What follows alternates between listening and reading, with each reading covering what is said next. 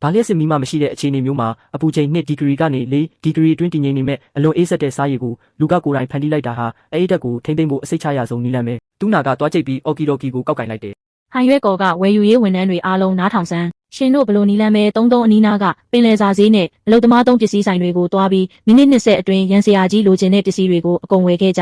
ြကြောက်ချံရဲ့မျက်နှာပေါ်ကအပြုံးတွေချက်ချင်းပျောက်ကွယ်သွားပြီးသူကကုန်တင်တဲ့လမ်းကြောင်းရှိမှတားဆီးပိတ်ဆို့လိုက်တယ်အတွင်းရင်မူတူနာခင်များကဒီလိုတော့မကြတဲ့ကောင်ကိုယုံပြီးကျွန်တော်ကိုမယုံဘူးပေါ့ငါပြောပြမယ်စားချမ်းပြော်ဝင်ထားတဲ့ရေကတိုက်စားမှုအလွန်ပြင်းထန်တယ်ငါရဲ့အေးခန်းကားတွေကအတစ်ဆက်ဆက်တွေကြီးပဲဒီလိုအမိုက်ပစ္စည်းတွေကိုလုံးဝအတင်မခံနိုင်ဘူးတူနာရဲ့မျက်လုံးတွေကလုံးဝအိတ်ဆက်သွားခဲ့ပြီးကြောက်ချံနင်းလူစကားနားမလည်ဘူးလားအတွင်းရင်မူတူနာကျွန်တော်ကကားတွေရဲ့ပိုင်ဆိုင်မှုကိုကာကွယ်ခြင်းလို့တန်းနဲ့တန်းတန်ဘရင်ကနန်းတွေရဲ့အကျွေးကိုငါနေနဲ့မရှင်းရသေးဘူးနော်အခုဒီမှာရှိနေတာကတန်းတစ်ဆက်တန်ကုန်ပစ္စည်းတွေနင်းဒီမှာလာပြီးရစ်နေလို့ကုန်တွေသာအကုန်သေးသွားရင်နင်းတို့ရှင်းဝံပို့ဆောင်ရေးတွေမကဘူးနင်းရဲ့တထေးဦးလေးပါအကုန်ဘဝပြတ်သွားလိမ့်မယ်အခုချက်ချင်းအေးခန်းကားတော်တွေအကုန်လုံးငှက်လက်ထဲအဆန်းကြောက်ချံကမျက်နှာတစ်ခုလုံးဖြူဖြော့သွားပြီးတုံ့လှုပ်သွားခဲ့ရတယ်သူကတူနာအနောက်ကထွားထွားချိုင်းချိုင်းဟန်ရွက်ကိုလုံခြုံရေးဝန်ထမ်းတွေကိုကြည့်ပြီးတွားချိတ်ကကားတော်အုံလိုက်ကြီးကိုထုတ်ပေးလိုက်ရတော့တယ်ဟဲ့မင်းတို့တေချင်လဲတေချပေါ့ငါလုံးမဟုတ်ဘူးစိတ်ကန်းပြင်ကရေက1မီတာနီးပါးရှိနေပြီမင်းဒီတန်း30တန်ကုန်တွေကိုဘလို့အသက်ရှင်လျက်မောင်းထုတ်မလဲငါစောင့်ကြည့်မယ်မိနစ်20ကြာတော့ပစ္စည်းတွေအပြည့်တင်ထားတဲ့ပစ်ကတ်ကအနှဲငယ်ဟာကုန်တင်ကွင်းထဲကိုအမြန်မောင်းဝင်လာတယ်ကျွန်တော်လည်းအလုပ်သမားတွေကိုညွှန်ကြားလိုက်တယ်အမြုပ်တက်တာတွေကိုအကုန်ဖွင့်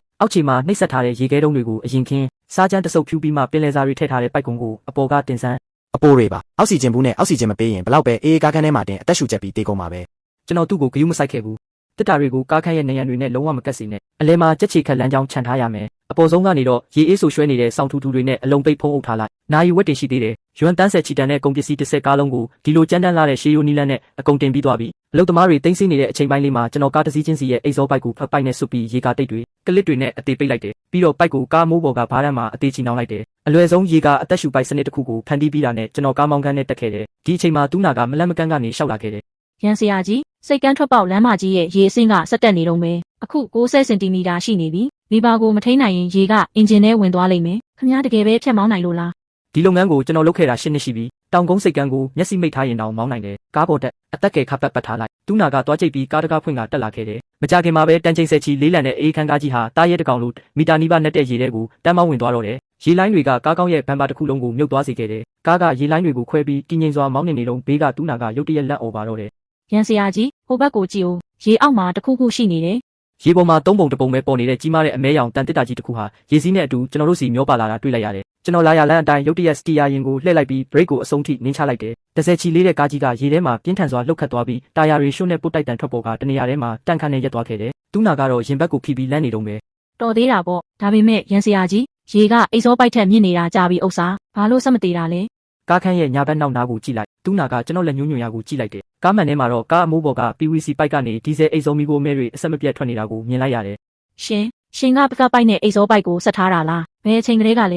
ဲကျွန်တော်ဂီယာနှိပ်ချပြီးလီဘာကိုပြန်နှင်းလိုက်တယ်ကုန်တင်နေတဲ့အချိန်ကလေးကပေါ့ဒါကိုအမြင့်ပိုင်းအသက်ရှူပိုက်လို့ခေါ်တယ်အိတ်စောပိုက်ထဲရေမဝင်တဲ့၍ဒီကားကရေထဲမှာမောင်းလို့ရတယ်တူးနာကကျွန်တော်ရဲ့ကျွမ်းကျင်တဲ့မျက်နှာကိုကြည့်ပြီးမျက်လုံးထဲမှာပထမဆုံးအကြိမ်ဖြစ်တကယ်လေးစားမှုကိုမြင်တွေ့လိုက်ရတယ်ဒီအချိန်မှာပဲကားပြင်ကနေနားကွဲမတက်ဖုန်းတန်ကြီးထွက်ပေါ်လာတယ်အောက်ပိုင်းကိုမြင့်တင်ထားတဲ့ပစ်ကတ်ကားတစ်စီးကအနောက်ကနေအမီလိုက်လာပြီးကျွန်တော်တို့နဲ့ရှင်မောင်းလာခဲ့တယ်ကားမှန်ကျသွားပြီးကြောက်ချံကတွားချိတ်ကပြောပါတော့တယ်ရန်ဖုံမင်းကအိတ်ဇောပိုက်ကိုပိုက်ဆုံးနဲ့ဆက်ထားတာပေါ့ဒါပေမဲ့အဲ့ဒါကဘာဖြစ်လဲအထဲကပင်လယ်စာတွေမှာအောက်ဆီဂျင်မရှိဘူးအကုန်သေးဖို့ပဲစောင့်နေကြတာမင်းဘယ်လောက်ထိအောက်ခံနိုင်မလဲငါကြည့်ရသေးတာပေါ့ရန်စရာကြီးသူပြောတာဟုတ်တယ်နော်ရေခဲနဲ့စားကအပူချိန်ချပေးတာကိုကျမနားလေတယ်ဒါပေမဲ့အောက်ဆီဂျင်ဆက်မရှိရင်ဒီတန်းတစ်ဆက်တန်ကုန်တွေကအောက်ဆီဂျင်ပြတ်ပြီးတေကုန်မှတေကြတယ်ကားခန်းကလုံးဝအလုံးပိတ်ထားတယ်လို့ဘသူပြောလဲကျွန်တော်ကုန်တင်တော့ကအလုပ်သမားတွေကိုကြက်ချီခက်လန်းကြောင်းတမင်ချန်ခိုင်းခဲ့တာဟာအခုချိန်အတွက်ပဲအပြင်မှာတိုင်ဖုန်းမုန်တိုင်းကအနည်းဆုံးအဆင့်6ရှိတယ်ကျွန်တော်ကားနောက်တကားကိုဟာလေးဖွင့်ထားလိုက်ရင်ကားရှိကိုမောင်းတာနဲ့လေပြင်းတွေကတကားဟာကနေကားခန်းထဲကိုတရှိန်ထိုးဝင်သွားပြီးလေဝင်လေထွက်စနစ်ကိုဖြစ်ပေါ်စေလိမ့်မယ်တူးနာကကြောင်သွားပြီးနောက်မှအံ့ဩသွားတော့တယ်လေအေးကရေဆိုနေတဲ့စောင်းထူထူတွေကိုဖျက်တိုက်သွားရင်ရေငွေ့ပြန်တာကိုညံဆန်စေပြီးအပူဓာတ်ကိုဆွဲထုတ်သွားကအပူချိန်ကိုထပ်မံလျှော့ချပေးလိမ့်မယ်ပြီးတော့ပြင်းထန်တဲ့လေစီးကြောင်းကအောက်ဆီဂျင်ဆက်ရဲ့နေရာမှာဓာတ်ရိုက်အစားထိုးသွားပြီးတစ်တာတွေက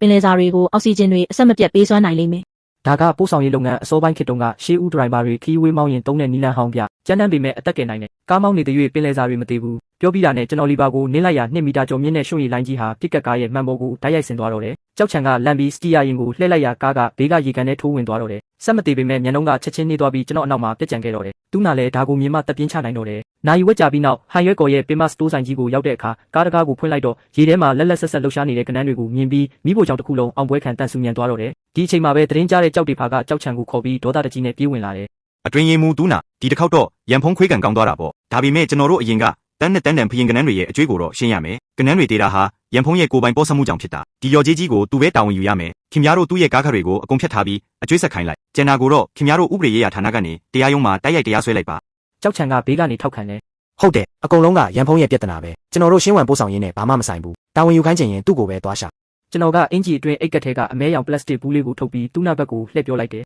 အတွင်းရေးမှူးသူနာ USB ပေါက်ပါတဲ့ laptop တစ်လုံးလောက်ခဏငှားပေးပါ